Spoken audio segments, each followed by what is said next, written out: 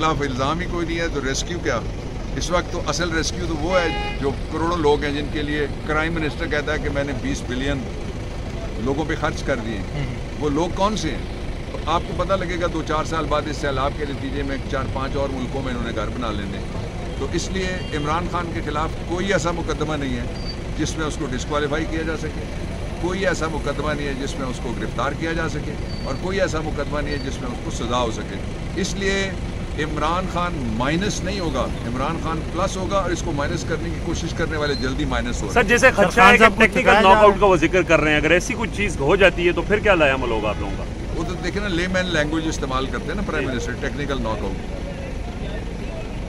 Technically we are very strong इंशाल्लाह। Knockout उनका होगा जो नॉकआउट हमारा 4 है। सर 20 तारीख दी गई है, तारीख पे तारीख दी जा रही है, लगता है कि सियासी तौर पर भी खान साहब की बड़ी कॉल ने रखा जा रहा है, खान साहब को चाल में फंसाया जा रहा है। खान साहब ने उनकी दौड़ें लगवाई हुई, चाल कौन सी? आओ ना मुकाबला करो ना। 9 तुमने कहा था सीटें खोलते हैं, 9 पे वो एक उनका बड़ा फेवरेट साफ़ी और एंकर साहब भी है, उसने कहा कि मैंने काबीना के सीनियर आदमी से पूछा नून लीग के, वो कहते हैं हम 9 की 9 सीटें हारेंगे।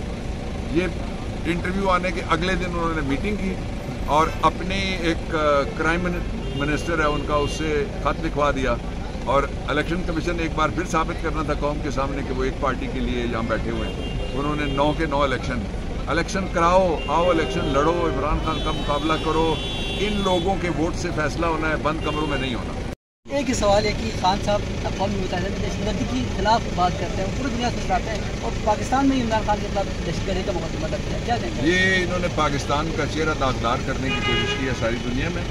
इंशाअल्लाह अज़ीज़ इमरान खान सुरखरू हो जाएंगे। आज आपने हेयरिंग अंदर सुनी है, मुकदमा ही कोई नहीं है, ये सिर्फ साजिश है, ये सिर्फ एक और पाकिस्तान के मुफादात के खिलाफ मुदाखलत है, और ये एक और पाकिस्तान के खिलाफ एक एफर्ट है कि बैनुल-अक़वामी तौर पर पाकिस्तान को साबित किया जा सके कि वो दहशतगर्दी के मामले में सीरियस नहीं है।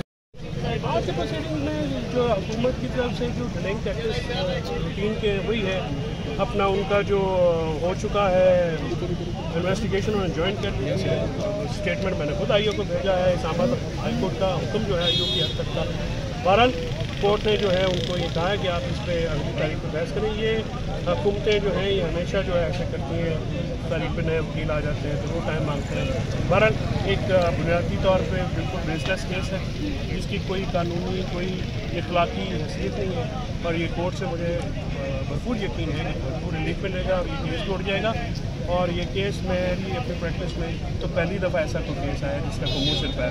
अच्छा मुझे बताएं कि इमरान खान साहब जो इस्लामाबाद पुलिस के सामने पेश होने वाले हैं, इस्लामाबाद पुलिस को उनका स्टेटमेंट दे दिया चुका है। वो असल में इस्लामाबाद पुलिस जो है वो अपने बड़ों के कहने पे जुदा से एक इंडिपेंडेंट पुलिस तो है, तो वो जो कहते हैं वो कर लेते हैं, तो वो उसके ऊपर लगे हुए। वहाँ की बाकी स्टेटमेंट तो हो चुकी हैं, मज़ीद चाहिए होंगे मज़ीद दे देंगे।